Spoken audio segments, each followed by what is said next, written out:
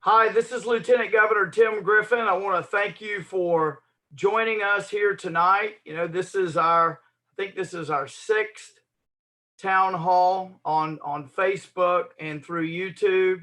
And I'm so excited tonight to have my good friend, Congressman Rick Crawford, who represents the 1st Congressional District, which is a lot of Northeast Arkansas, Eastern Arkansas, down into Southeastern Arkansas. I'm so happy to have him here. He is on the House Intelligence Committee. He is on the House Agriculture Committee and the Transportation Committee. And he was first elected in 2010 when I was first elected to Congress. So happy to have him. So I thought what we would do is start out with Congressman Crawford. I'm gonna call you Rick, if that's okay.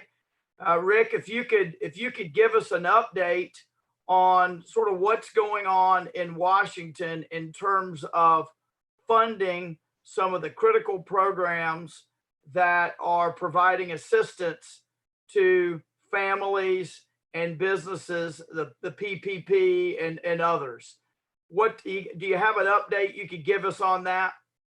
Yeah, we just returned on Friday from actually a vote on last week on an extension or a replenishing of the PPP. The uptake on the PPP was pretty tremendous. I don't think they really anticipated that level of participation. And what we found, though, that there were a lot of folks that maybe weren't intended to participate. For example, Harvard University, companies like that, entities like that, I should say, that probably it wasn't geared toward.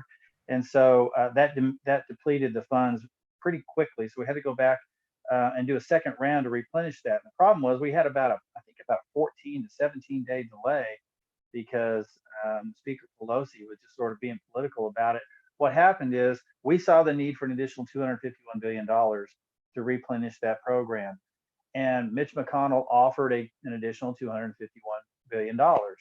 And what happened was Chuck Schumer and Nancy Pelosi got together and decided it would be a good idea to load up additional stuff, a Christmas wish list, taking advantage of every opportunity to leverage in order to fund pet programs. And now they did that in the first round. If you remember, there was as much as $25 million for the Kennedy Center. And then the Kennedy Center turned around and fired all their employees or laid them off. And so there was a lot of backlash about that. So there was really no need to do anything but a clean initiative to replenish at $251 billion. Eventually we got that done. It just took about an additional 2 weeks and some change to get it across the finish line. Now you have these three programs, the Paycheck Protection Program, which essentially it's funded as a loan, but it really acts like a grant. And that is to say, if you are following the guidelines, using that money for what it's intended to do, which is primarily maintaining continuity with your payroll, but there are some other things that can be used for as well, a list of items there that can be used, then that's forgivable. It essentially is a grant. If you use it for other purposes, which I guess you're free to do, but when you document what you used it for, if you haven't used it in compliance with those guidelines, then it becomes a low interest loan.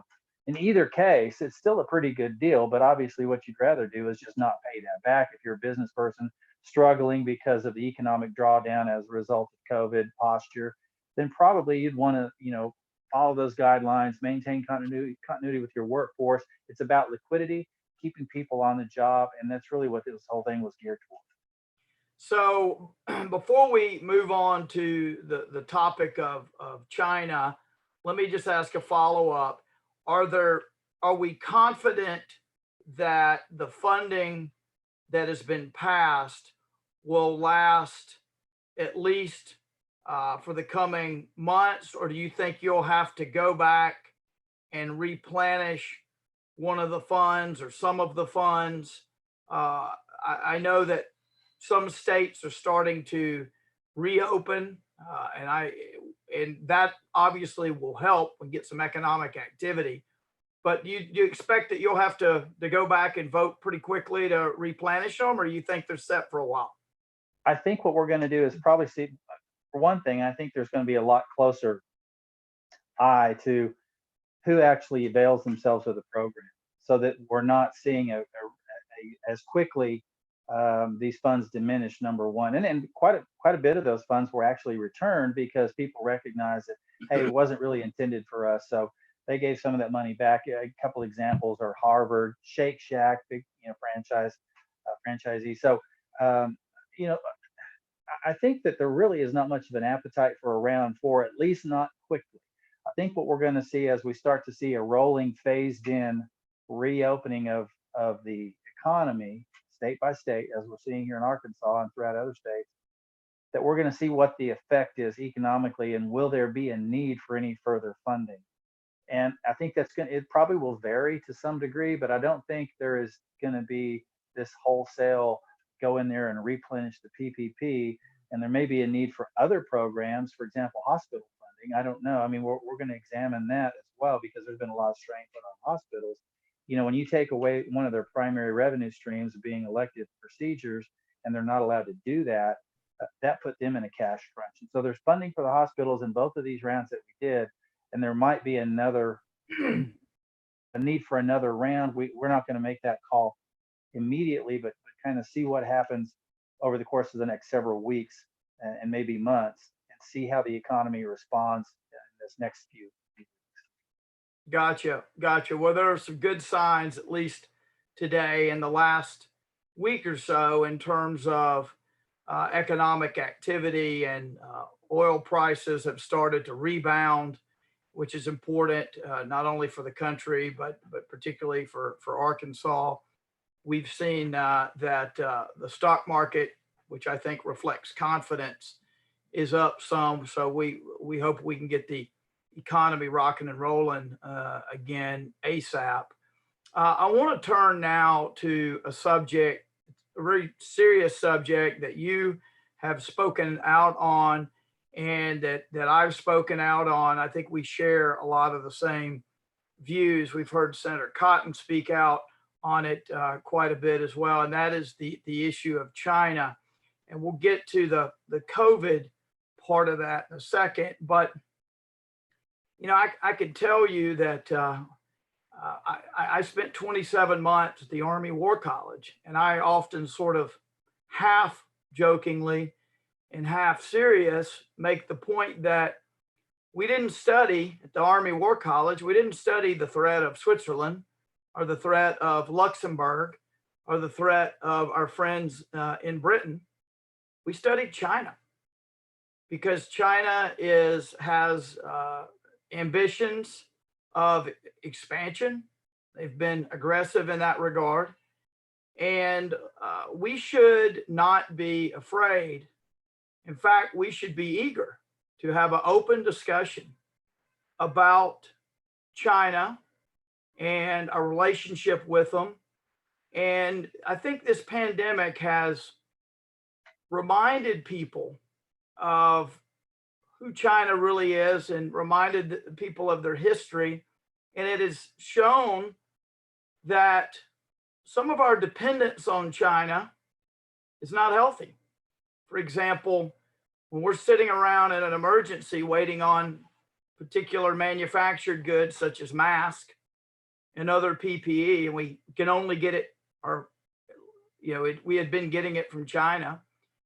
Pharmaceuticals, which we had been getting from China. There are key components of our supply chain that, from a strategic perspective, we don't want to be dependent on China. And so I think that this has brought the conversation about China to the fore. But you and I have talked about the fact that for years, serious people in the military and the foreign policy world, people who watch what countries are doing in terms of their military buildup and what have you, serious people have been warning us for years and years and years to be careful with China. Yes, we're going to trade with China, just like we trade with a lot of countries. But I think it is healthy to step back and take a new look at who China is, what that relationship looks like, because they are not our buddies, they're not our friends, they're not a strategic ally. They are by any, if you talk to anyone in who studies China, it is fair to say they are in many ways an adversary and a competitor. And just so things that make them much stronger make us weaker. And I wanted to get your thoughts on China broadly, and then we will dig into the COVID-19 issue. And there's a lot still to learn, obviously, on that front with regard to China. But I wanted to get your thoughts on that. You're in a unique position on the Intelligence Committee, and obviously, you can only talk here about public stuff. I'm in the Army as a commander at Fort Bragg. I only talk about public stuff, but there's a lot out there in the public domain that informs us. And I wanted to hear your thoughts on China, and so we can all just sort of start to think about where we go from here as a country. Hmm. Well, I want to first start by just putting this out that any individual, you talked about public domain, what's out there, and what can people access to learn more about what is really a long-term persistent threat. So Google Belt and Road Initiative, and there'll be a host of publications that you can choose from and draw your own conclusions. Most people that read that and form their opinions objectively will come to the same conclusion that you and I have, that they do pose a very significant threat, not only economically, because we know that they're economically belligerent. We know that they leverage their position in the UN and the WTO, and now we're seeing the evidence of that in the WHO. We know that they get favorable treatment in the WTO with regard to their status as a developing economy, and yet they have their own export-import bank. They invest heavily in other countries. And, as far as I'm concerned, if you are a nation that's investing in other countries, you don't need favorable treatment in the WTO. You have arrived. Therefore, you're no longer a developing economy. You are a developed economy. You're so developed that you can invest in other countries. To me, that's just, on its face clear that they don't need favorable treatment with regard to trade in the WTO as a developing nation. And yet what we see is a belligerent posture that they assume in countries around the world.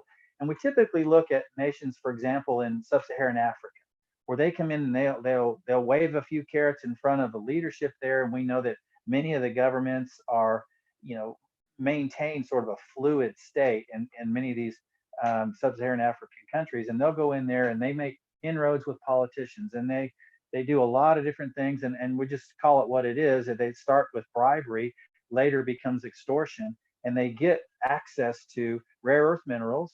They get access to other resources like oil, and they do that basically by offering infrastructure projects, economic impact investments that are designed, by the way they're presented, to create jobs. What they fail to tell those countries is that those jobs are going to be filled by their own people. They bring their own workforce in. In fact, what they do is not only bring their own workforce in, they bring their own resources in with regard to how they feed and clothe those workers. And so it's a closed system.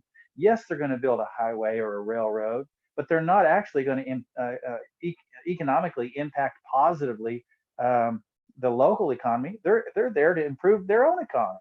And what they're trying to do is to create a modern day Silk Road. There's a historic context here. This is the way China has been for generations. They're very dynastic. They're long-term thinkers, as you mentioned in the book, the 100-year marathon. This was a stated goal going back to Mao. We're now 75 years into that stated goal. We are 25 years away from them wanting to be positioned as the preeminent economic superpower in the globe. And the way they do that, or way they want to achieve that, is to become the preeminent super military power on the globe. And you know this from your studies, that they have now fielded 2 carrier groups. They are now prepared for expeditionary military action. They've got a base in Djibouti. Why in the world would they need to be positioned with a military installation in Djibouti if it were not to support their expeditionary goals militarily. In the Horn And of so, Africa.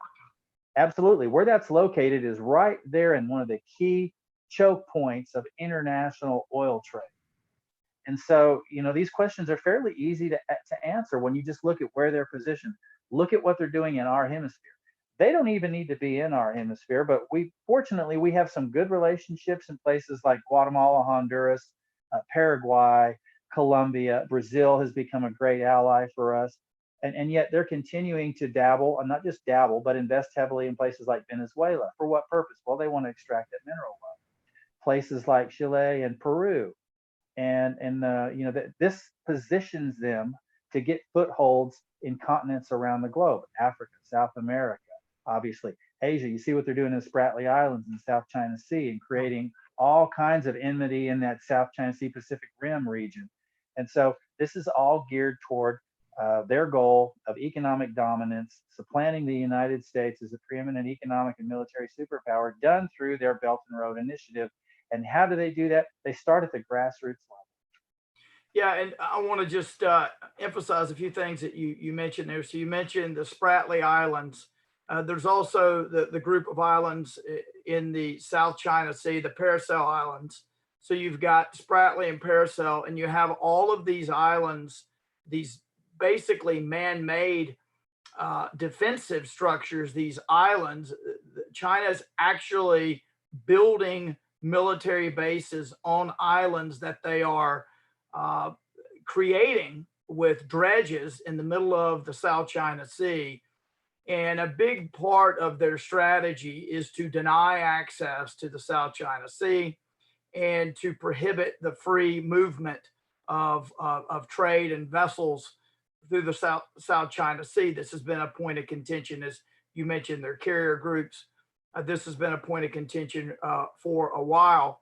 I want to just say briefly, and maybe you want to comment on this, how did we get here? And a big part of the story is in the mid 90s. So, and it's not a Republican story, it's not a Democrat story. Both parties, in my view, and in many people's view, looking backwards, had it wrong. Both parties, basically, we had come out of the Cold War, and we had seen what openness with Glasnost and Gorbachev had done to open up Russia to some extent, and the old Soviet Union. And a lot of people thought, if we just embrace China and give them freedom, economic freedom will ultimately make them free politically. That was the theory. So everybody, both parties, Republican and Democrats, embraced China, got them formal recognition, the WTO, et cetera. It sort of brought them into the family of nations in a way. And what happened? Well, they built up economically. And the theory was, if they build up economically, it's gonna bring freedom politically. Wrong. It didn't happen. They built up economically. We bought a lot of their stuff, made them bigger and stronger. They did not open up. In fact, they've gone backwards to more of an authoritarian state with a lifetime term for the president. And so the whole thing has turned out exactly the opposite of what we thought, or what many thought. And I want to just emphasize this book, because this is a really important book. You mentioned it. So this is the 100-year marathon. And this is a highly, highly recognized book, not some sort of book that on the fringes. This book is respected by experts who are Republicans and Democrats. It has gotten rave reviews from people who study China, study the United States military, the Chinese military, and it is by Michael Pillsbury, The 100-Year Marathon: China's Secret Strategy to Replace America as the Global Superpower. #1 national bestseller. This book is a great starting place if you want to dive in to the facts on China. And when you read this, you should be, when you're done, you should be a little concerned with where we are and our posture. And I believe that under President Trump, we've given more attention to the South China Sea as it deserves. But this book is one of the definitive books on China and what their goals are, and I commend it to you. The other thing that I want to talk about is, Congressman, a lot of people might ask, what does this have to do with the states? Isn't this just a foreign policy thing? Well, you've got 2 young kids. I've got 3 young kids. My view is we don't have the luxury of just thinking about where cheap masks are built or manufactured or what have you. We've got to think about the security and safety of our country.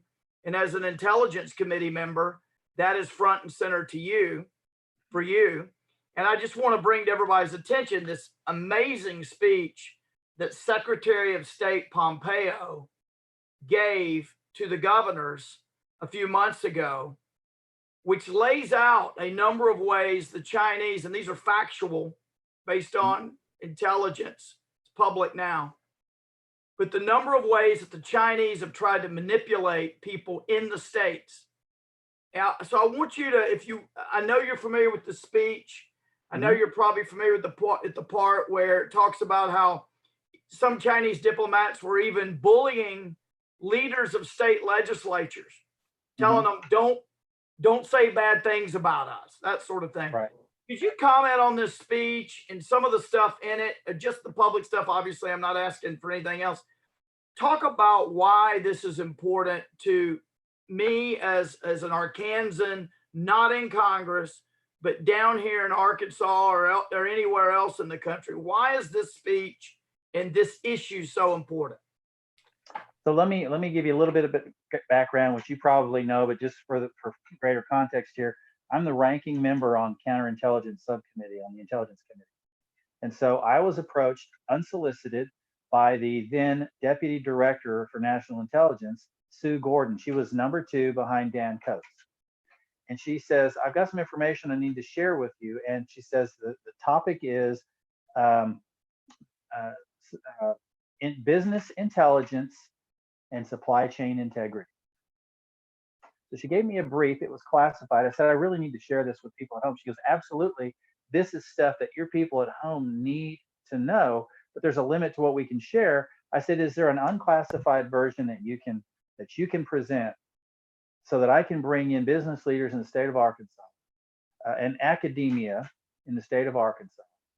She said, yes, we'll do that. Well, within 2 or 3 weeks, she retired. And then we kind of, she was supposed to take the place of Dan Coates. And there was some, there was an acting deputy director in there. And so now, it's the D&I is in a little bit of a state of flux. And so I haven't been able to get that brief. But what I learned is that that's exactly what they do. The Chinese people come right down to the municipal level. There's evidence of Chinese hacking and ransom attacks on computer systems at the municipal level. There, obviously, we had 2 Chinese nationals who were arrested leaving the country, having stolen rice research from the University of Arkansas Rice Research and Extension Center in Stuttgart. They were caught at the airport in San Francisco. Fortunately, they didn't get to leave the country. This stuff happens at the state level. They know that they can have greater success by fanning out in the states, not just camped out in Washington and trying to impact folks, which they do, by the way. But they've also learned that their best success will come is small ball. They're fanning out into the country in off the coast. They're not in the coastal areas where we typically see, the big major metropolitan areas on the coast. Nope, they're getting out into the country. The Confucius Institute, placing students and researchers in academic institutions and research institutions like, for example, MD Anderson, the Cleveland Clinic, the Mayo Clinic, places like that. These are in the states. They're leveraging their positions and their presence in the state to really to one end, and that is to steal intellectual property, and that's to serve their own ends, which is to get a leg up on us, use our research, take it and use it against us, and position themselves to, just as I said before, to be the preeminent economic superpower of the world. That's their goal, and they're becoming, as we're now 75 years into this 100-year marathon, they're becoming more and more visible in that, because it's just this is the way things progress over time. The closer you get to your goal, the more obvious it is what your goal is. So now it's clear to everybody that they're trying to rule the world, and how they're going about doing it is by going to small countries, going to politicians at the municipal level, and trying to leverage those individuals using a variety of methods. If they can't do it with honey, they'll find other ways to do it. They are very skilled in what they do. Their propaganda. People talked about Russian interference in 2016. The Chinese interference in 2016 far exceeded what the Russians did. But we didn't have our eyes on that because that wasn't the scandal du jour. It is a problem. And anybody says that the Chinese aren't interfering in US elections, they're misinformed, because they absolutely are. And they're doing it in a very polished way, a very sophisticated way, using a variety of methods, using social media platforms, of course, but even print media, placing op-eds in various publications. They do this, for example, I live in the ag world. I see Chinese propaganda placed in agricultural publications all the time. And it's done to create a political effect. Right now, it's all about trying to diminish President Trump. And so this happened when President Trump, under Section 232, implemented the tariffs initially on steel, and he was proven right on that, by the way. And they began a propaganda campaign in the trade publications and various local and regional newspapers and magazines and things like this. They're very sophisticated, and you don't want to underestimate what they do, but they have absolutely drilled down to focus at the state level, even going so far as to moving down into the municipal and county level for a variety of effects. Real quickly, I just want to remind people, we've already got some questions.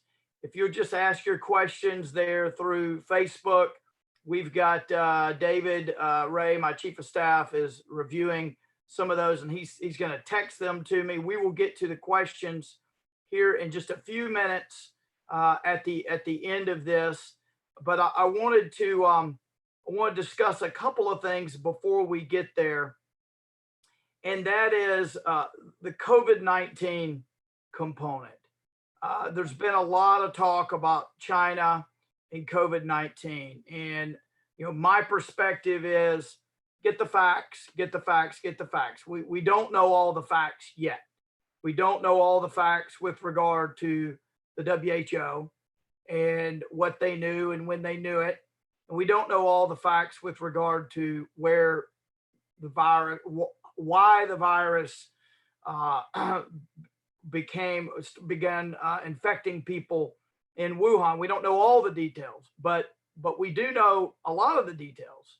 And it's pretty clear that China was hiding what they knew for some time. And I wanted, again, just talking about public stuff, is there anything that you want to share with us with regard to China and COVID-19 and what we know and sort of what we're trying to know, what we're looking at? And I know President Trump has talked about the WHO, the World Health Organization's role. And so could you talk a little bit about that? And then after that, we'll move into some of these questions. We got a lot of good questions. Sure. Let's assume for a minute that everybody who says that China didn't introduce this in the lab, oh, that's fine. Okay. I'm not going to speculate on the science of any of that. But what we do know as fact is that they knew, and the WHO knew, that this was contagious and transmissible by human-to-human contact, and they failed to release that information. They failed to take appropriate action to prevent the spread, to lock down their country and prevent that from spreading beyond their own borders. So we know that that's a fact. That is not even disputable.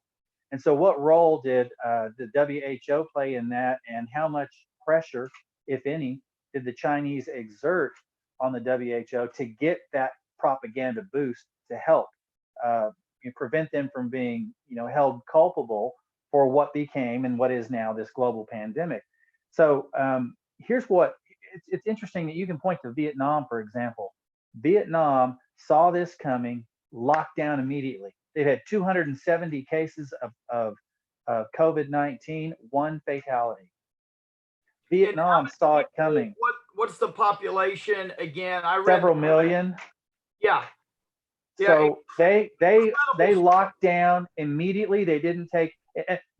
This is an example. I tell people this all the time. If you want to know how China really is, don't go ask China. Ask their neighbors. Go to Kazakhstan and ask them how the Chinese treat them. And go to Vietnam. Vietnam saw this coming, acted proactively. They're the ones that should be looked at as like, dang, they got that figured out quick. They locked down immediately with the appropriate action. 207 is pretty densely populated, one fatality today. And so my point is, there's all kinds of evidence that shows that the Chinese acted at the very least negligent. But is it possible that there was some malfeasance at play? We don't know. I'm not going to sit here and speculate because I'm not a scientist, but I'm going to tell you what, I've had feelings about what I believe to be the case. And over time, more and more comes out and validates what my initial opinion was. Some things I can't talk about. Yeah. But some things that are out there in the public sphere, I can comment on. And I can tell you that my initial suspicions have been borne out. I think they're bad actors. And look, we're going to find out how bad. It's just a question of what's our response going to be here in the United States and in Great Britain and Western Europe. How are they going to respond to this? In Australia, we're already seeing the pushback in Great Britain where they said no thanks to Huawei. We were pushing back, saying, Great Britain, you're jeopardizing your relationship as a Five Eyes partner. Great Britain, of all countries, they're our bosom buddies. They're our kindred country. We can't have them locked into a Huawei 5G contract that's going to threaten our sharing relationship. This is what put them over the edge. Yeah, they saw that. Yeah, you're talking about the news, the good news that the British, who were going to go with the Chinese 5G technology after the pandemic, said, whoa. But they slammed on the brakes. Now, Australia, by the way. Yes. Australia is now calling for that WHO investigation and questioning what role China played and how aggressively they played it. These are important developments because Great Britain, Australia, New Zealand, Canada, the United States, these are the Five Eyes partners that really help keep the world safe. These are the ones that we can count on in a crisis. Yep. They're not only strategically from a geographical standpoint important, but these are our brethren. It's important that we maintain these relationships with those Five Eyes countries. And on the one hand, I questioned why they would even consider Huawei. This was the eye opener. This was the wake up call, and they said, no, we're not going to do that. So it's really kind of now on us to get more aggressive in delivering on 5G in countries like Great Britain and in our own hemisphere, in countries in Latin America, throughout Central America and South America. We've got to be now much more aggressive to deliver that so that we've got something to offer in the alternative. Otherwise, we're going to continue to see this kind of leveraging from the Chinese. My point is this, back to COVID. What role did they play? How aggressive were they? How involved were they with the WHO in regards to the propaganda? That's really nothing more than propaganda on their part. We also know that the director of the WHO is a member of the Communist Party in his home country. He's a long history of that. So it's no surprise that they have the kind of relationship that they have, and that he would essentially tee up the WHO to be nothing more than a house organ for China. And so we don't know the full extent yet. The public doesn't know the full extent to which China deceived the rest of the world. Did they deceive the rest of the world with malicious intent, malice aforethought, or was this something that developed on the fly because they were afraid it would swarm on them? I don't know. We don't know all that yet, but we will know that. That is exactly right. And I will tell you the reason the British were wrong about 5G and had to switch course, naivete. Mhm. They were naive. They were absolutely naive about China. And this event, the pandemic, demonstrated to them clarity of thought, well, gave to them clarity of thought on this Yeah. issue. And by the way, naivete is a big theme in this book. Mhm. People that do not recognize what's going on in reality. I want to point something out about that because you mentioned this back in the 90s when everybody got it wrong. And to a large degree, that persists. A lot of people just don't want to come to the realization that we not only get it wrong, we got it way wrong. But this continues so much so that if you think about what built the Chinese economy, what positioned them to build up their military, what positioned them to create the opportunities and the resources to be able to go out and offer leverage to other countries. It was our foreign direct investment. It was our desire to build products cheaply. It was our desire to escape the regulatory regime here in the United States. It wasn't even necessarily about labor costs as much as it was about the regulatory regime that exists here in the United States as a manufacturer that says it's too expensive for me. I'm going to go offshore. I'm going to go offshore to China. And China says, yeah, come on, build a factory right here. Just give us your injector mold or whatever it is, but here you go. We'll set this factory up for you. And then 6 months later, they're taking that and creating the exact same product, uh, and putting that on the market to compete with what our guys just went over there to build. You name the product, whatever widget it is, they've done that. Now, foreign direct investment is the bedrock of their economy. However, foreign direct investment, particularly from the United States, has been in sharp decline over the last few years. About the last 3 years, it's been going down. So how have they maintained? And here's how they've maintained: through financial investment. Investors here in the United States who are buying up stock in these quasi-capitalist countries through IPOs, and that's how they're funding retirement plans here in the United States. So that's even bigger than the foreign direct investment piece. As far as the Chinese are concerned, that's the gift that keeps on giving. Yeah. And they set up these quasi-capitalist companies that are all state-owned. Everything in China is owned by the Chinese Communist Party. But they present themselves to be these reputable companies, and they do these initial public offerings, and they fund these companies, and that's how they get the resources. Then they highly subsidize on top of that to make them even more competitive against American products or Western made products. And so that's how they're able to do the things that they're over capacity on steel production as an example, and they dump those products on the global market, particularly here in the United States. But the thing that bothers me the most is that we continue to see investment portfolios that consist largely of Chinese stocks. That can't continue. It's not in our interest. It's not in the retirees' interest or the investors' interest to continue to take those kinds of make those kinds of investments, given the fact that you're dealing with a communist regime. Everything there is state-owned. So the foreign direct investment, yes, it's on the decline. Their GDP, they have to maintain 6% plus just to break even because they have 1.5 billion people. President Xi has to create 20 million jobs a year just to break even. That's the baseline, just to make at zero. And when that starts to tick downward, that's when they start having problems.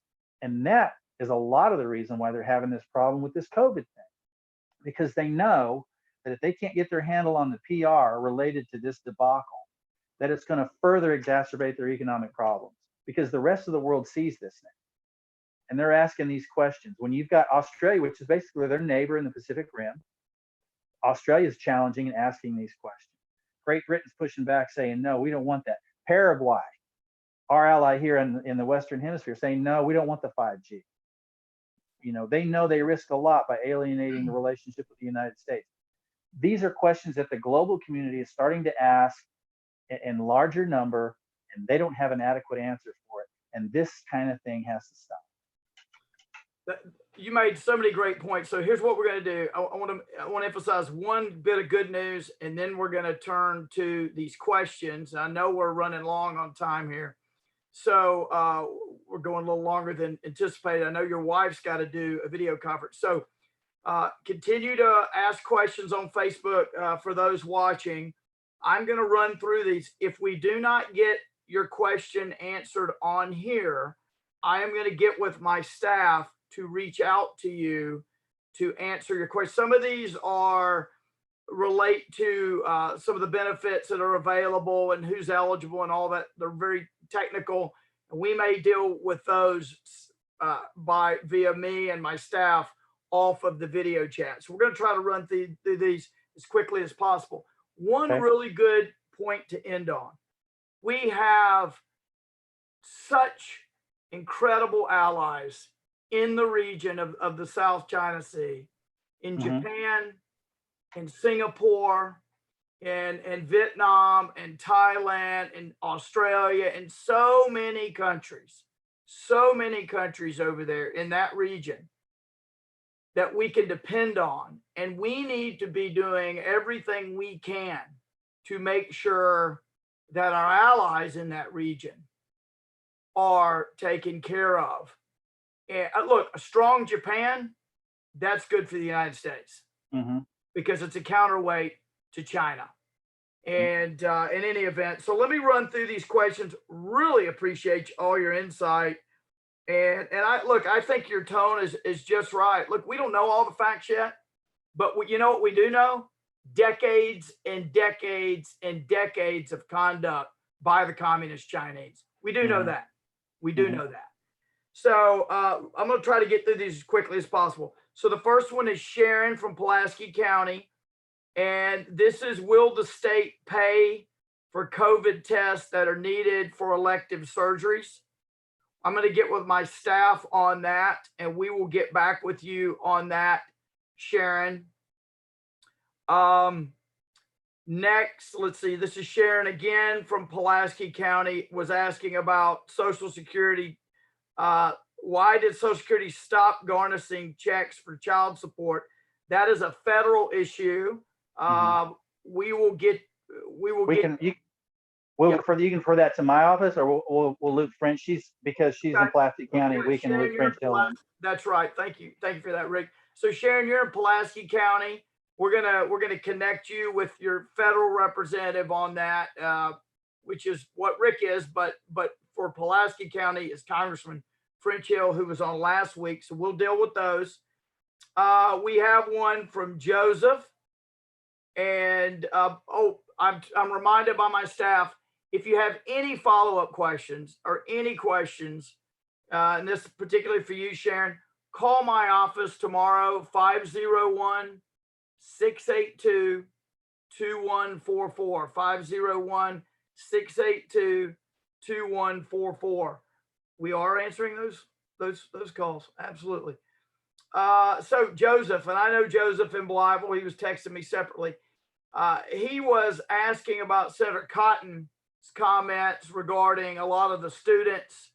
And I saw the article about it, I saw a second article on it, but Senator Cotton had said something about we need to reevaluate some of the students that are coming in for training. And I will kick this to you, but before I do, I want to say, it is well documented, not that all Chinese national students are somehow up to no good, but it is well documented that the Chinese government has used, and correct me if I'm wrong here, Rick, I think this is solid ground. It is well documented that the Chinese government has used Chinese national students to do their bidding, particularly as it relates to our technology. Fair, Rick? I'll let you comment on that. It's 100% fair. That is a correct characterization of what they do with students, placing them in universities around the country, using the Confucius Institute as some sort of benign entity that is, designed to help further academic achievement. What they're really trying to do is they're trying to infiltrate our academic institutions, our research institutions. I mentioned this earlier, and Tom Cotton has done a great job in pointing that out. And the other thing that I neglected to mention, but he's done, he was fantastic in his early warning on COVID-19 and continues to be right on. And I've been watching this China thing for a long time, and I've been speaking out more and more about it because I see the threat. I'm at a position where I really can't keep quiet about it anymore. But I will say this: as a senator, a United States senator has a much more uh, a bigger megaphone, if you will, and he's done a fantastic job using that and calling them out and pointing this out, and I think in the appropriate manner and giving the correct attention and characterization of everything that's happened up to this point. And that's just one issue. Yeah. With relation to the Chinese. But yes, the student population that is being manipulated here by the Chinese nationals are here for really one purpose, and that is to undermine our academic institutions and steal technology. So one thing I want to emphasize, you mentioned Confucius Institute. You mentioned when you're talking about the students. If you would if our viewers would simply Google the speech by Secretary of State Pompeo, West Point grad, served in Congress with him, and so did you at Crawford. If you would look at this speech of Pompeo that he gave to the governors, it was in February, I believe. This speech talks about the students being leveraged. Again, not 100% of them, but it is a method. It is a method. So I'm going to try to run through these. I know we're going long here. Bart, Walnut Ridge, you have a question about community correction units, and we're going to answer that with staff as well. And remember, the state aid, I'm elected separately from the governor. None of the agencies report to me, and I don't run them. But we know how to get a hold of the right people, and we can help you get answers, and we'll do that. Gene from Lake Village asked, why do we buy PPE from China when we have African-American owned companies that make all the PPE we need? I know we have a lot of companies that make PPE, particularly now. We're getting more and more, but I'm not sure we had the capacity to make. In fact, I would say we didn't have the capacity when this hit to make all that we needed here. Right. And that's one of the problems of being overly dependent upon an adversary, a competitor nation. So, a crisis reveals an awful lot of things. It can create chaos and calamity. But there are three things that every crisis does. It exposes weaknesses, gaps, and vulnerabilities. What this did was expose a huge weakness and in that we can't do for ourselves. This is a strategic vulnerability. This means that we're beholden to the very people who are largely responsible for this pandemic. And then they leverage that. So we have to ramp up. We have to improve our stockpiling of key medical items, PPE being one of those items, ventilators another. You could go on and we can't just, we have a failure of imagination in this country as well. What could we possibly need? We need to think about that and anticipate, what our needs might be in another scenario that we haven't even imagined yet. But this is one of them. We just didn't anticipate the need for at the level that we have and our ability. We certainly have the technology and the resources. We just don't have the capacity. We didn't. That's going to change. And this crisis brought about that recognition. It's not a good thing. It's not a good way to learn a lesson, but lesson learned. Now let's go forward and restock that national stockpile of these essential strategic items so we're not strategically or economically vulnerable to an adversary like China. Yeah, you make a lot of great points. I think the general theme is let's not be afraid to have this conversation. We ought to embrace this conversation, and we ought to critically think about what we've been doing with regard to China. And if we're wrong, let's fix it. Let's fix it so it doesn't happen again. This was a pressure test. You pressure test a pipeline. You put a bunch Mhm. of pressure in, you see where the weaknesses are. Well, this was a Mhm. pressure test. We know where the weaknesses are. Mhm. They're in our supply chain with regard to pharmaceuticals and PPE and many, many, many other things. This is a great conversation. We may have to have you back. Uh, Sure.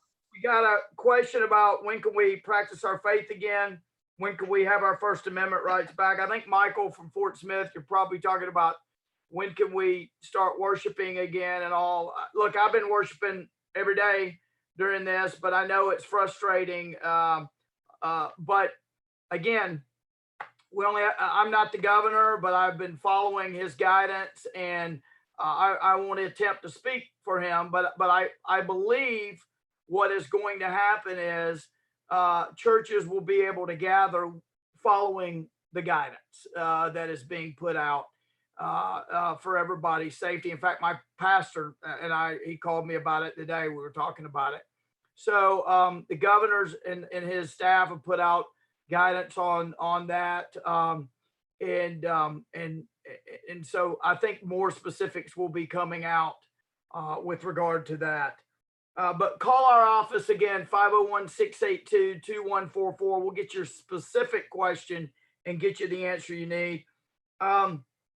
What will our state do to limit our business dealings? This is Kayla Sue in Jonesboro, to limit our business dealings with China. Well, that'll be up to the governor and the legislature, but I can tell you this: it's a conversation we've got to have, and we shouldn't be afraid of open discussion. So I think that will be a conversation that we'll hear more about going forward. Let's see. We have one about infant health from Little Rock. Arkansas ranks poorly in maternal and infant health. I'm very worried COVID will exacerbate that due to women not feeling safe to go to the hospital. I would like to see a maternity task force like New York. Look, my family, my daughter has mono in the middle of this. My wife had to get an emergency dental procedure in the middle of this. This has been an issue for us. We've had to, because life goes on in the middle of this.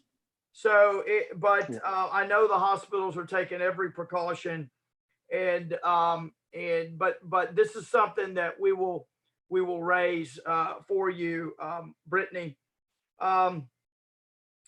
We have just so many more here. One is Jennifer from Clarksville asked about, is TikTok mining its data from users? I'll let you I'll say something quickly, then I'll turn that over to you, and we'll have to get the other questions through staff.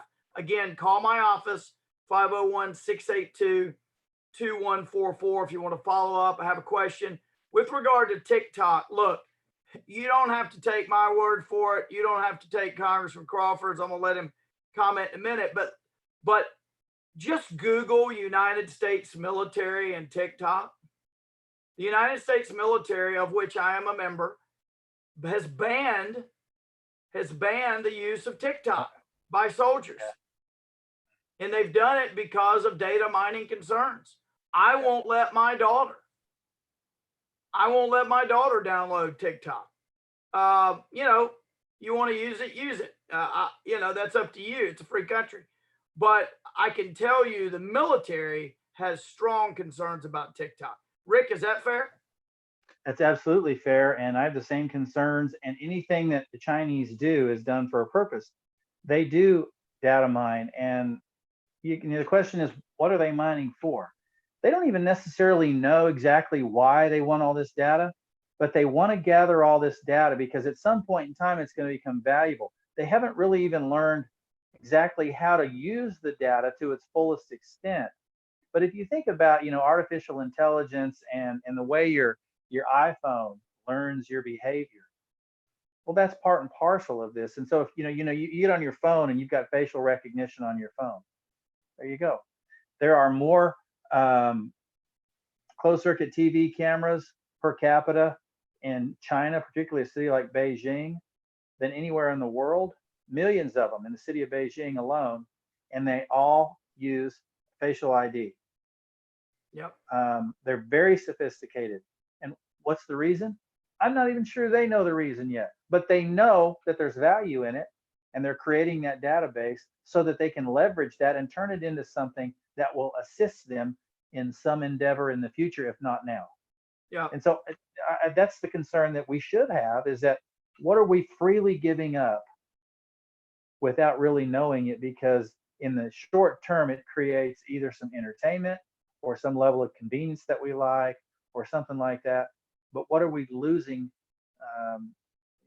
in exchange for Mm. Well, look, I want to thank you for coming on here. This has been awesome. This may be the longest town hall we've had yet. that? Real close, and we could go on because we still didn't talk about them rounding up religious minorities. Love to talk about that. Yeah, persecution of Christians, civil, all sorts of human rights violations. Hong Kong, what's been going on in Hong Kong. I mean, we could go on and on. Why is this important? Because it impacts every single one of us in our daily lives. And this is not alarmist. This is not just something for the fringe on each of the political spectrum to discuss. This is a discussion that should be, and is in many parts of our country, front and center. Serious people in the military and in the foreign policy world have been discussing exactly this for years and years and years. And I want to remind you again, the 100-year marathon, Michael Pillsbury, unbelievable. That he's director of the Center for Chinese Strategy at the Hudson Institute. He served in 8 presidential administrations. Looks like he's smart as they come.